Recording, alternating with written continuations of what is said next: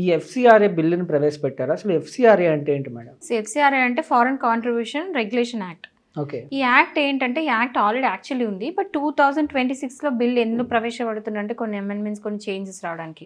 So చాలా మంది తెలుసు మన ఇండియాకి ఫారెన్ ఫండ్స్ అనేది ఎట్లా వస్తాయి, ఎందుకు వస్తాయి అనేది నేను ఇప్పుడు చెప్పదలుచుకోలేదు, కానీ అందరికీ అది ఓపెన్ సీక్రెటే. సో ఫారెన్ ఫండ్స్ అన్ని ఇండియాకి వస్తూ ఉంటాయి. సో ఫారెన్ ఫండ్స్ ఎట్లా వస్తాయి, జనరల్లీ యూజువల్ ఏంటంటే ఎన్జిఓస్కి వస్తూ ఉంటాయి. ఎన్జిఓస్కి పంపిస్తూ ఉంటారు, లేకపోతే మిషనరీస్కి, వాళ్ళందరూ కూడా పంపిస్తారు. ఏంటంటే ఇది ఎట్లా ఇంట్రడ్యూస్ అయిందంటే, అసలు యాక్చువల్లీ మోటివ్ ఏంటి, ఇక్కడ ఉన్న పూర్ పీపుల్కి హెల్ప్ చేయాలి అనే ఒక ఇంటెన్షన్తోని బయట ఫారెన్లో ఉన్న వాళ్ళు పంపిస్తూ ఉంటారు ఫండ్స్ రూపంలో. జనరల్ ఎట్లా అంటే ఒక ఎన్జిఓస్కో, లేకపోతే క్రిస్టియన్ మిషనరీస్కో, లేకపోతే ఏదో ఒక రూపంలో, ఎగ్జాంపుల్ చెప్తున్నాను, వీటికి పంపిస్తూ ఉంటారు.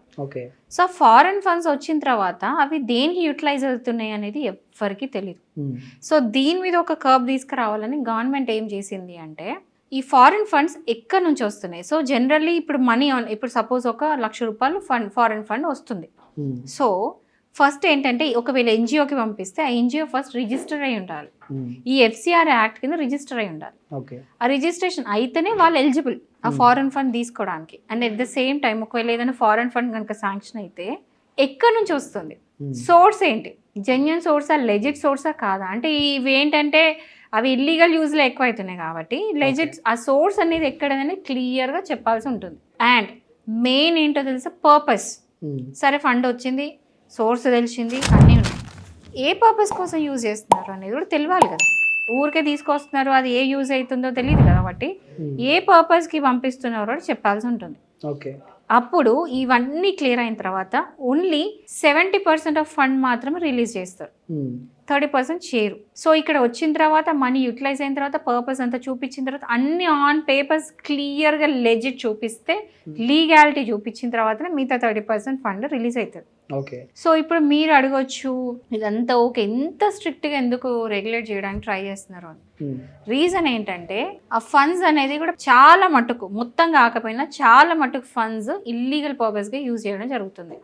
ఈ ఏమైనా ట్రస్ట్కి పంపించడం, ఎన్జిఓస్కి పంపించడం, లేకపోతే ఈ మిషనరీస్కి పంపించడం, ఏంటంటే మిస్యూజ్ జరిగి, అంటే చెప్పాలో వద్దో తెలియదు కానీ గవర్నమెంట్ అగెయిన్స్ట్గా యూజ్ చేయడానికే ఈ మొత్తం యూజ్ చేస్తూ ఉన్నారు. ఈ మనీ అనేది, ఫండ్స్ అంతా కూడా గవర్నమెంట్ అగెయిన్స్ట్గా ఏమేమి చేయవచ్చో వాటికి అన్ని పర్పస్కి ఈ ఫండ్ అనేది యూజ్ చేస్తున్నారు. ఇంకోటి ఏంటంటే, మనం లవ్ జిహాద్ ఇవన్నీ వింటూ ఉంటాం, ఇవన్నీ కూడా ఫండింగ్స్ ఎట్లా వస్తాయి, ఇవన్నీ కూడా యాంటీ నేషనల్ ఎలిమెంట్స్ చేస్తూ ఉన్నారు ఈ పనులన్నీ కూడా, విచ్ ఇస్ కమ్యూనల్ రైవల్రీ తీసుకురావడానికి ట్రై చేస్తున్నారు. అంటే ఒక కమ్యూనిటీ ఇంకో కమ్యూనిటీ కొట్టుకోవడానికి కొంతమంది యాంటీ నేషనల్ ఎలిమెంట్స్ కావాలన్న కమ్యూనల్ ఫీలింగ్ రేవనెత్తి ఇవంతా చేసి ఆ ఫండ్స్ తీసుకొని ఇదంతా చేస్తున్నారు. సో ఇదంతా కూడా అవుతూ ఉన్నాయి.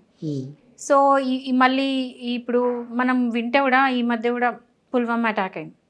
సో అక్కడ మనం చూసింది ఏంటంటే, ఇంటర్నల్గా కూడా సపోర్ట్ జరిగింది, నాట్ జస్ట్ బయట నుంచి జరగలేదు, అదంతా ఇక్కడ ఇంటర్నల్ కొంతమంది హెల్ప్ చేసినారు. సో ఇట్లాంటి వాటికి కూడా యూజ్ అవుతున్నాయి. సో ఈ ఫండ్, ఇంకోటి మెయిన్ థింగ్ ఏంటో తెలుసా,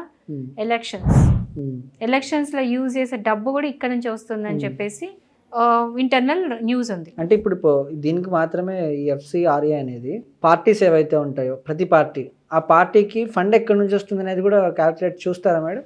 ఫండ్ ఎక్కడి నుంచి వస్తుంది అనే దానికి దీనికి సంబంధం లేదు. ఈ యాక్ట్ స్పెసిఫికల్లీ, మరి దీనికి కూడా ఒక యాక్ట్ ఉందా? దీనికి సపరేట్ యాక్ట్ ఉంది కదా. ఇప్పుడు యాంటీ కరప్షన్ ఇవన్నీ ఉన్నాయి కదా, ఇవన్నీ వేరే సపరేట్. ఇదంతా ఇదేంటి, only particular deals about foreign ఎక్కడి నుంచి వచ్చే ఫండ్స్ కి ఉండే ఆ కాంట్రిబ్యూషన్స్ ఉన్నాయా వాటి మీద, అంటే ఫారెన్ ఫండ్స్ అండి, ఫారెన్ ఫండ్స్ మీద ఒక రెగ్యులేషన్ తీసుకురావడానికి పెట్టిన యాక్ట్ ఎక్స్క్లూజివ్లీ దీనికోసమే. ఎందుకంటే ఈ ఇల్లీగల్ గా ఏవైతే జరుగుతున్నాయో, ఫారెన్ ఫండ్స్ పేరు చెప్పేసి రకరకాలు యూజ్ చేస్తున్నారు, ఈ మిషనరీస్ త్రూ తెప్పిస్తున్నారు, ఇవన్నీ తెప్పిస్తున్నారు. ఇప్పుడు మీరు నమ్మరు, అయ్యేటి యాంటీ నేషనల్ థింగ్స్ అన్ని అయ్యేటి ఈ వచ్చే ఫండ్స్ నుండే. ఓకే, డైరెక్ట్ ఫండ్స్ ఇప్పుడు అకౌంట్ ట్రాన్స్ఫర్ అయింది, లేకపోతే డైరెక్ట్ క్యాష్ రాదు కదా. ఇప్పుడు వాళ్ళందరికీ ఈ చిన్న ఇప్పుడు ఈ సెల్స్ ఉంటాయి కదా, ఇప్పుడు మనకి ఈ బాంబ్ బ్లాస్ట్లు ఇవన్నీ కావడానికి కూడా సీక్రెట్ సెల్స్ అన్నీ ఉంటాయి. వీళ్ళందరికీ ఎక్కడి నుంచి వస్తాయి, వాళ్ళు మంత్లీ ఎట్లా బతుకుతారు, ఈ ఫండ్స్ రూపంగా తెప్పించి వీళ్ళందరూ బతుకుతూ ఉంటారు.